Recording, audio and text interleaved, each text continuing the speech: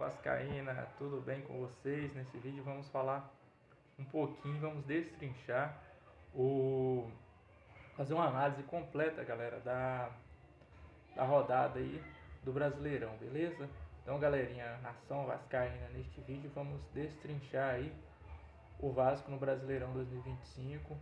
Mais uma vez, uma análise completa aí da rodada, estatísticas avançadas, comparativo com rivais e também os próximos caminhos da campanha. Então aperte o like, se inscreve e simbora pro vídeo, beleza? Comenta também, deixe seu comentário aí, deixa sua opinião sobre o canal Grito na Colina, ok? Eu sou o Maicon de Oliveira e vamos falar um pouquinho desse Vasco que hoje ocupa aí o 13º lugar após 12 rodadas, 4 vitórias, um empate e 7 derrotas aí, totalizando 13 pontos no Campeonato Brasileiro. Saldo de gols do Vasco são 14 gols marcados, em média aí 1,17 por jogo, e sofreu muitos gols, sofreu 16 gols, 1,33 a média aí de gols sofrido por jogo. O destaque do Brasileirão e do Vasco é o artilheiro. Qual o nome dele? Todos já sabem, né? Todo vascaíno conhece, Pablo Verguete. 8 gols em 11 jogos, segundo artilheiro aí da competição, atrás apenas do Arrascaeta, do Flamengo. Falar um pouquinho do desempenho, rodada a rodada, beleza, galera? Desde o início do primeiro jogo do Vasco, por exemplo, em casa, o Vasco conquistou vitórias importantes contra Santos, contra Sport e também contra o Fortaleza. A vitória mesmo contra o Fortaleza foi 3-0, uma vitória que me chamou muita atenção, né, pelo jogo, como o Vasco jogou muito bem. O time foi defensivamente ótimo, não sofreu gol e lá na frente fez 3 gols, poderiam ter feito 5, teve um gol anulado e um gol de impedimento que o VAR não deu. Então, galera, o Vasco nesse jogo contra o Fortaleza meio que me deu uma enganada, eu acabei me apegando a esse jogo, tendo esperanças, mas o jogo seguinte já foi um jogo mais, né, vamos dizer assim, difícil, mas esse jogo em casa me deu alguma esperança. Vou falar um pouquinho agora, galera, dos jogos do Vasco fora de casa. O Vasco tem apenas uma vitória, mas não é qualquer história. Isso também me deu um alento, porque foi uma vitória histórica. Não foi só uma vitória, foi um tabu quebrado. A vitória que eu tô falando é a vitória contra o São Paulo no Morumbi, 3-1. O gol do São Paulo saiu no finalzinho, já nos acréscimos, marcado pelo Ryan Francisco. Então foi a primeira vitória lá em 13 anos. O Vasco não venceu o São Paulo lá no Morumbi há mais de 13 anos. Então, vamos lá, falar um pouquinho do restante, né? Porque só teve essa vitória fora de casa. No mais, foi muito ruim no restante. Só derrotas para, um exemplo, Corinthians, 3-0 lá na Arena Corinthians. Perdemos para o Cruzeiro. Não foi nem no Mineirão, foi em outro campo lá em Minas, mas não foi no campo assim oficial do Cruzeiro. Perdemos para o Fluminense. Esse jogo contra o Cruzeiro a gente até jogou bem, mas acabamos perdendo. O jogo contra o Fluminense foi uma derrota boba, porque o jogo estava 1-1, teve um cruzamento para a área, Pablo Verguete, nosso artilheiro aí, ele não tem cacuete de zagueiro, foi tentar tirar a bola acabou batendo nele, esbarrando nele e dando aí o 2-1, a vitória para o Fluminense. Aí depois veio o jogo em casa contra o Bragantino. Foi a nossa primeira derrota, o Vasco estava invicto em casa até então, não tinha perdido nesse Brasileirão em casa. Perdeu de 2-0 e por incrível que pareça, o Vasco perdeu de 2-0, mas jogando bem. Porque o Vasco teve mais de 20 finalizações nesse jogo contra o Bragantino. O goleiro do Bragantino fez milagres, a bola não entrou. Teve uma bola do Ryan que o travessão, uma bola forte, chutada de longe, o travessão chegou a estremecer e só. E o Bragantino teve 4 finalizações no alvo, né, no gol do Vasco. E fez 2 gols. Então o Vasco, em média, fora de casa, tem apenas 0,5. Então, uma vitória por jogo, né? E 1,83 gols sofridos a cada jogo fora de casa. Então, as estatísticas individuais avançadas. Vamos falar um pouquinho do ataque agora, galera. Vamos falar um pouquinho do Verratti, que tem aí, já está com 8 gols em média, 0,88 a média de gols deles aí. 0,88 por 90 minutos, a média de gols dele é impressionante. Falar um pouquinho também do Nuno Moreira, que já tem 3 gols e também tem uma assistência em 12 jogos, a média é de 0,25 a assistência, né? E também tem já 3 gols na temporada. Os meias também vem ajudando muito com assistência. Lucas Piton, que não é meia, e Paulo Henrique, que são laterais, mas que com o Diniz tem jogado avançado, né? Invertendo posições. E eles também já têm 3 assistências cada. Bom, Dimitri Payet, né, que não vai mais jogar no Vasco, foi rescindido o contrato dele, o meia vai embora. Felipe Coutinho, outro meia, esse começou a ganhar ritmo de jogo, ainda não deu assistência, mas pode ser um diferencial aí ao longo da competição. No jogo contra o São Paulo, ele foi o craque da partida, o craque do jogo, foi um dos melhores em campo, a bola colou no pé dele. Então, agora falar um pouquinho da posse de bola, exposição, né? As paradas, transições, falar um pouquinho das estatísticas. Como eu disse, gols marcados, o Vasco é o 6º no Brasileirão, 14 gols, e gols sofridos é o 5º no Brasileirão, com 16 gols sofridos. Então, bem aí próximo aí entre gols marcados e gols sofridos. Comparação, um exemplo, com o primeiro colocado, né, o nosso rival é o Flamengo. O Flamengo marcou 24 gols e sofreu apenas 4. Então, por aí dá pra ver que a defesa do Vasco vem sendo muito vazada, né, ultimamente. Então, o Vasco está atrás aí das equipes para reforçar, né?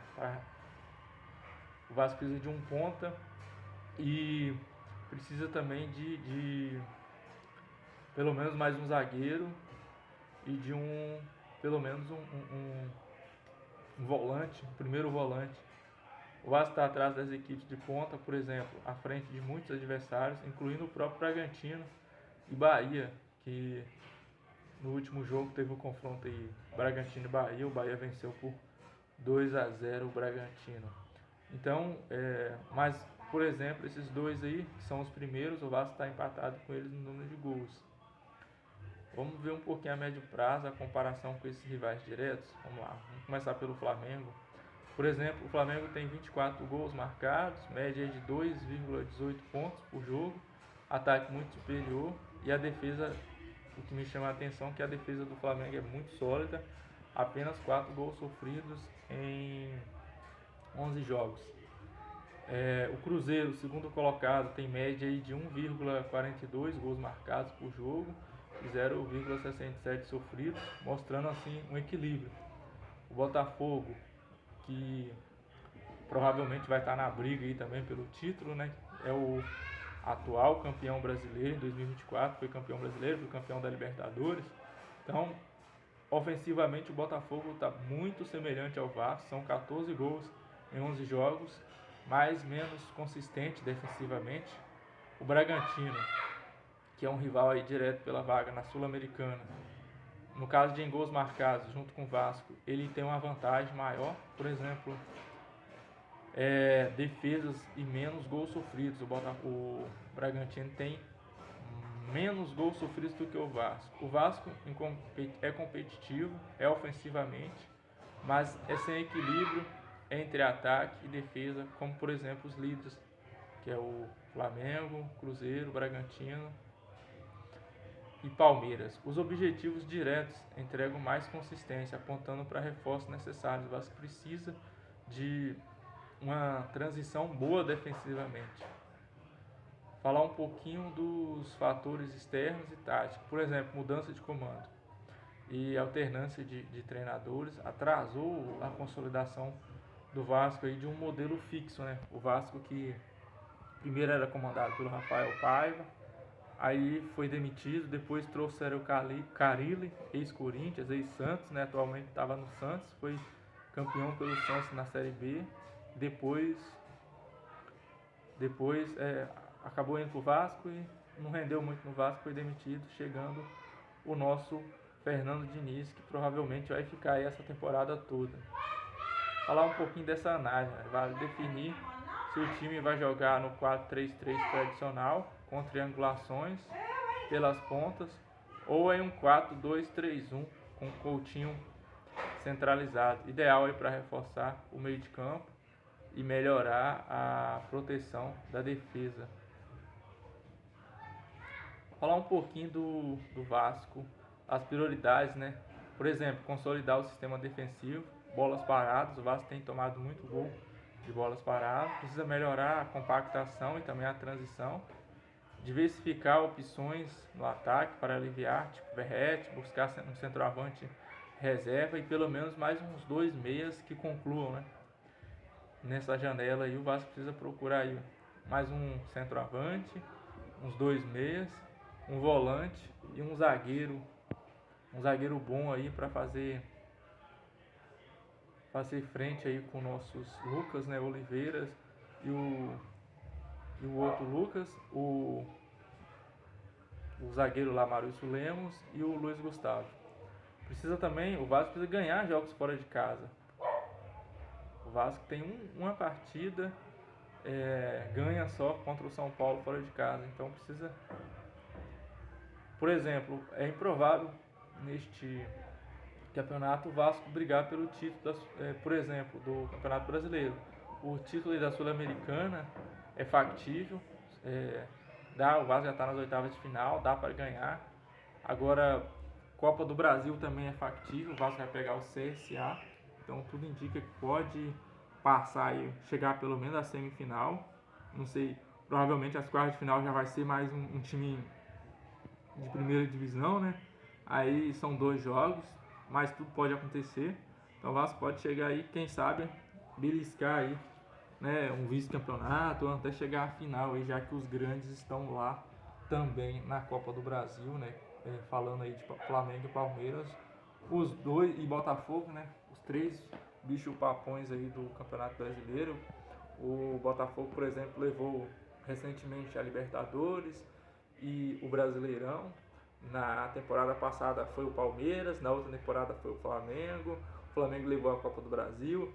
Então, assim, esses 3 times aí vêm se revezando aí pelos principais títulos do Brasil e da América do Sul. O Vasco que me empolgou, eu estava já voltado à realidade do Vasco, né, de perder fora de casa e ganhar em casa. Aí o Vasco vai lá e me joga um futebol de qualidade contra o São Paulo.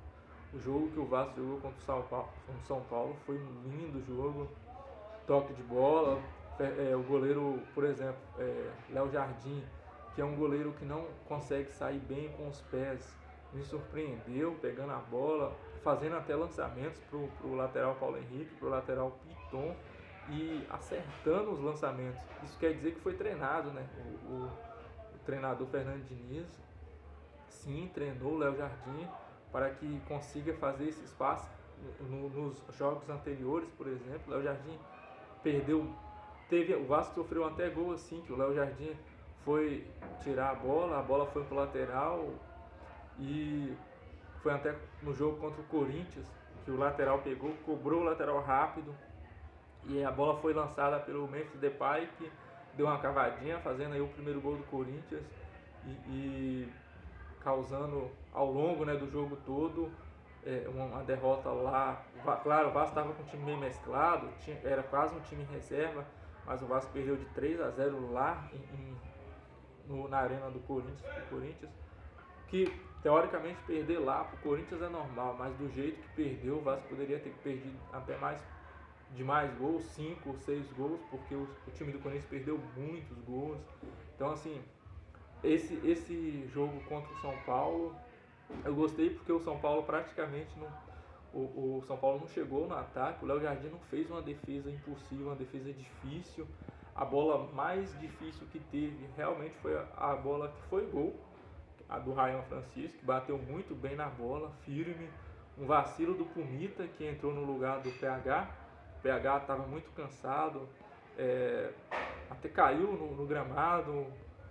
Provavelmente a maioria da galera, a imprensa, a equipe que estava fazendo a transmissão da partida achou que ele tinha lesionado, mas no final do jogo o treinador falou que não, foi apenas uma pequena rupturazinha leve, nada demais, com esse tempo aí da parada vai dar para ele recuperar, voltar a lateral titular do Vasco, como vencendo, ele que atualmente fez 100 jogos pelo Vasco, teve até uma placa de comemoração desses 100 jogos, teve uma camisa lá com o número 100, uma comemoração, 100 jogos do Pumita aí com o nosso Vascão, um lateral aí que não cansa e tem uma velocidade impressionante. Quando ele dispara, ninguém consegue segurar, ninguém consegue, sabe, chegar junto. Quando ele dispara, ele tem sido muito bom também defensivamente e também no ataque, ele tem ajudado muito.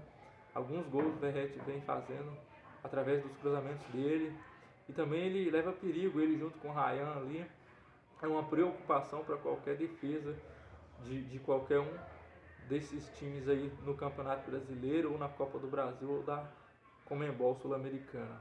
Então, meus amigos e minhas amigas, esse Vasco que jogou contra o São Paulo, eu fiquei empolgado, porque o time do São Paulo é um bom time.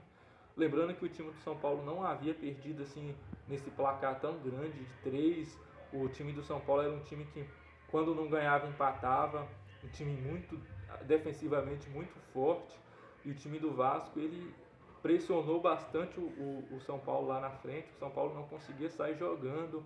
O Vasco pressionava lá com o Verratti, Ryan, Nuno Moreira e Coutinho. Esses 4 lá na frente dificultavam a saída de bola do São Paulo, que tinha que fazer chutão com o goleiro Rafael do São Paulo tinha que estar fazendo chutão, lançamentos, e na maioria desses lançamentos o rebote ficava com a gente, com o Vasco. O menino lá, o zagueiro Lucas Oliveira e o Lucas Freitas, tem o Lucas Oliveira, mas estava no banco, foi o Lucas Freitas que entrou nesse jogo, jogou junto com o João Vitor. Então esses dois zagueiros aí, por ser mais altos, estavam ganhando todas as bolas no alto. Então praticamente o São Paulo não chegou com contundência, principalmente no primeiro tempo, no ataque do Vasco da Gama. Teve chutes de longe de Luciano, teve o Luciano que realmente estava nervoso no jogo, tomou até um cartão amarelo, estava reclamando muito do juiz, mas ele não teve nenhuma chance contundente assim, cara a cara com o goleiro. No primeiro tempo até teve uma chance que ele isolou o Luciano, atacante aí do centroavante, né, do São Paulo.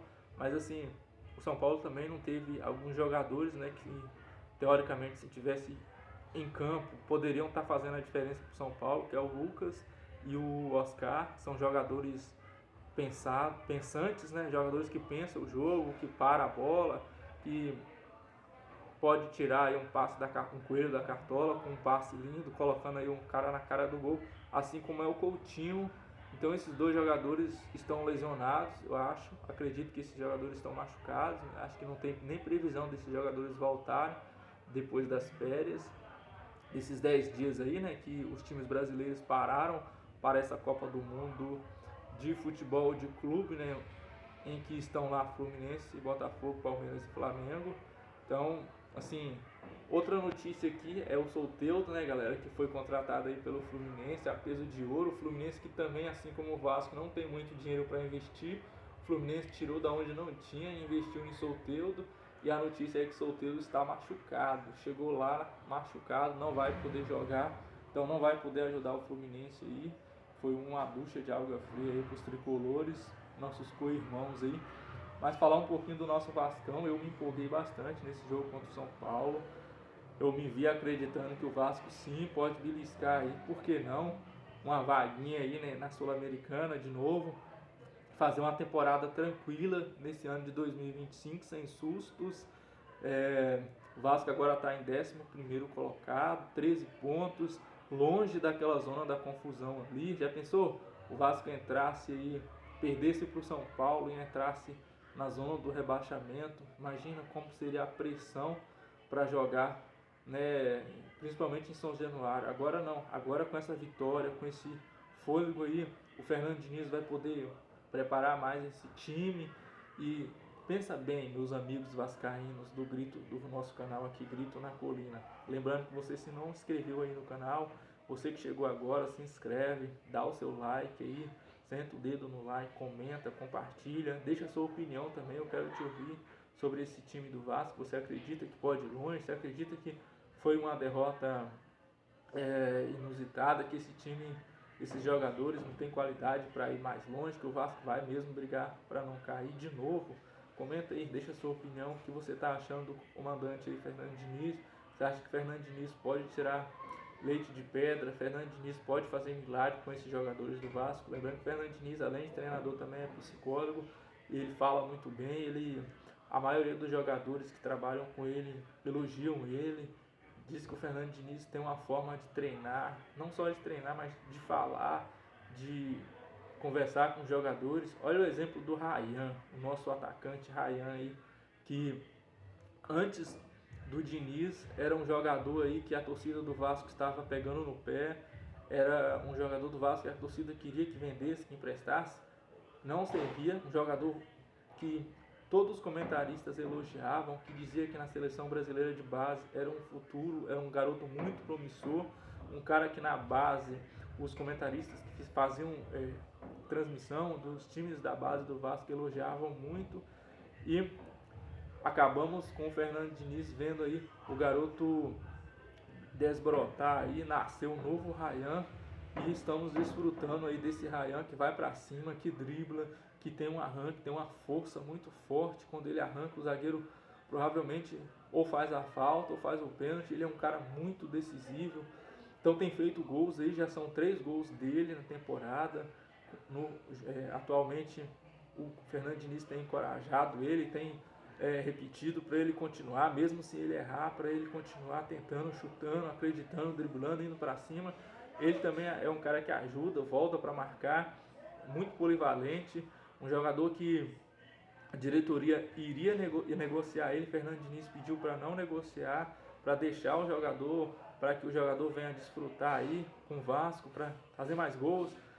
Talvez em 2026, aí sim, se aparecer uma oferta boa, poder estar vendendo o jogador. Falar um pouquinho, galera, do Fernando Diniz. Fernando Diniz que fez, né, um jogador que estava baixa, que era o Lucas Piton. Lucas Piton, na gestão e quando o Carille era treinador, Lucas Piton veio até ser banco, né, por Luiz, esqueci o nome dele, que é o reserva do lateral reserva aí do nosso Lucas Piton, Felipe Luiz, Felipe Luiz, que veio até entrando, até agradou a torcida, gostou dele, mas o Fernando Diniz acreditou aí e recuperou o Lucas Piton. O Lucas Piton vem jogando não só como lateral, mas às vezes ele parte para o meio, ele vai para a esquerda, ele troca com o PH, às vezes ele reversa com o Nuno Moreira. Então é um jogador que, junto com o PH, são 2 laterais aí que estão ajudando muito o time. O Vasco realmente parece que com esse time, Lucas Freitas, Léo Jardim, Lucas Piton, PH, Lucas Freitas, João Vitor, Hugo Moura, Tietê, Nuno Moreira, Verrete e o Ryan, vai ajudar muito esse Vasco a ir longe nesse Campeonato Brasileiro. O Vasco, se ele conseguir, galera, umas beliscadas fora de casa, igual essa contra o São Paulo, e ganhar todas em São Januário, o Vasco pode sim ir longe, pode sim, por que não chegar até uma Libertadores, buscar uma classificação, 8ª ou 9ª colocação, buscando uma repescagem na Libertadores, por que não? Então eu comecei a ter uma confiança nesse time, porque eu vendo do jeito como ele ganhou do time do São Paulo. O time do São Paulo não é um time bobo, não é um time ruim. O time do São Paulo é um bom time, classificou, está nas oitavas da Conmebol Libertadores. O time do São Paulo é um time que na Libertadores ganhou fora de casa, ganhou de times importantes sul-americanos. Então o time do São Paulo é um bom time. E o time do Vasco amassou o time do São Paulo. O time do São Paulo não conseguiu a bola. Claro, o time do São Paulo, por estar jogando em casa, teve mais posse de bola, ficou um pouco com a bola, mas foi uma posse de bola longe do gol do Vasco. O time não conseguiu realmente finalizações, levar a perigo a meta do Léo Jardim. E uma coisa que eu tenho gostado muito desse Vasco é que ele tem segurado a bola, não pega a bola e dá chutão. Os jogadores estão mais próximos, mais compactos, e muito mérito aí do Fernando Diniz. E durante esses 10 dias, provavelmente chegarão novos jogadores, chegarão reforços aí, provavelmente deve chegar mais um centroavante, um atacante, um jogador de lado, um ponta, ou zagueiros. Eu acredito que não precisa, por já ter ali o Maurício Lemos, o Luiz Gustavo e os titulares aí, João Vitor, além do Lucas Freitas e do Lucas Oliveira. Talvez chegando mais um zagueiro aí, poderia realmente qualificar, né, dar uma concorrência aí para a zaga. Mas eu acredito que o Vasco precisa de um primeiro volante que saia jogando. Não que o Moura seja ruim, mas o Vasco, além de Hugo Moura, tem quem? Cocão? Tietê? Tietê é titular, beleza. Mas se o Tietê machuca, vai entrar o Cocão? O Matheus Cocão? Então é uma coisa a se pensar. O Vasco precisa de um volante bom aí e um centroavante, porque ultimamente tem que aguentar Alex Teixeira, meu amigo vascaíno, minha amiga vascaína, entrar no segundo tempo é gritar mesmo, como diz o nome do nosso canal, Grito na Colina, da Colina, né? Gritar mesmo de raiva, porque o Alex Teixeira em campo é um aposentado, meu amigo. Mas vamos lá, vamos acreditar. Embora o Vasco estava tão bem, 3-0, aí nos acréscimos teve 3-1, o Vasco estava tão bem que eu vou falar para vocês, eu nem fiquei muito zangado com a entrada do Alex Teixeira, porque já estava 3-1 nos acréscimos mesmo que ele entrou, então não ia fazer a diferença mesmo, o Alex Teixeira. Então foi até bom o cria da base ter entrado, mais para participar mesmo. Ele é digamos que ele é um torcedor dentro de campo privilegiado, por ser vascaíno, por ser da base, mas jogar mesmo futebol. O Alex Teixeira nesses treinamentos aí, né, com a chegada do Fernando Diniz, pode até queimar minha língua e voltar a ser um grande atacante. Cara, eu ficaria felizíssimo em queimar a língua falando do Alex Teixeira e ele voltando aí nessa parada aí da Copa do Mundo, no jogo, por exemplo, no Nilton Santos, que é o próximo jogo do Vasco, o Alex Teixeira voltasse e arrebentasse, fizesse gols, hat-trick, 3 gols do Alex Teixeira, já pensou? Oxe, eu ia ficar feliz em queimar minha língua, mas não acredito que seja assim. Acredito que a diretoria do Vasco vai sim ao mercado buscar um cara para ser ali o reserva do Verratti. O Verratti é um brigador, é o capitão da equipe, é o cara que briga o tempo todo, não cansa, é incansável, está sempre brigando pela bola, volta para ajudar, volta para marcar e não perde gol, é faro de gol. A bola chega nele, ele faz gol de primeira, ele domina e bate, ele faz gol de cabeça, do jeito que a bola vir. Se ele tiver condição de finalizar, ele faz. Ele dificulta para os zagueiros, abrindo oportunidades para Nuno Moreira, Coutinho, para alguém chegar de surpresa, batendo, fazendo gols. Paulo Henrique foi assim, Paulo Henrique fez gols assim, já tem 3 gols na temporada assim, em que os zagueiros ficam todos marcando o Verratti e ele, em vez de cruzar, vai para cima, dribla, corta para direita, né, e bate colocado. Já fez gol assim contra o Flamengo. Então o Vasco, acredito eu, que com esse time treinado pelo Diniz não vai brigar pelo rebaixamento. Posso estar queimando a minha língua aqui, vocês me cobram, comentem aí, cadê você que falou que o Vasco não ia sofrer nesse campeonato e agora voltou para a zona da degola? Realmente pode acontecer. O próximo jogo mesmo é o Botafogo. É um bom jogo para o Vasco ganhar, porque o Botafogo está jogando esse Mundial, vai vir cansado, viagem para o exterior, e o Vasco, jogadores de férias, descansado. Então os jogadores do Vasco vão estar mais inteiros nesse jogo. Provavelmente o Botafogo não vai ir muito longe na competição, porque os times que lá estão, que vão enfrentar, por exemplo, o Botafogo vai pegar times muito grandes, por exemplo, PSG, campeão da Europa Champions, UEFA Champions League, né? Entre outros. Então, a probabilidade do Botafogo ser campeão é mínima. Não só Botafogo, como Flamengo, como Fluminense, como Palmeiras. Então, esse time vai desgastar, porque vai precisar jogar, correr muito. Então, muito provavelmente o Vasco pode sim beliscar uma vitória. É certeza? Não, o jogo é jogado, né?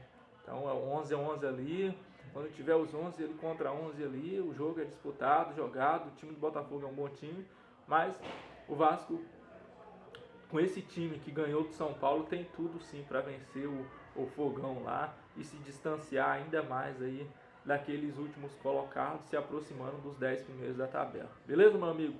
Forte abraço, esse é o canal Grito da Colina, se inscreve aí, comenta, deixa a sua opinião. Ah tá, compartilha nas suas redes sociais, você que tem grupos, né, no Facebook de Vasco, você que tem grupos no WhatsApp de Vasco, você que tem grupos no Instagram, compartilha aí Telegram, suas redes sociais, nos ajuda aí a crescer aí. Se você puder assistir o vídeo até o final, vai ser ótimo para nos ajudar a monetizar e crescer cada vez mais com o canal, beleza?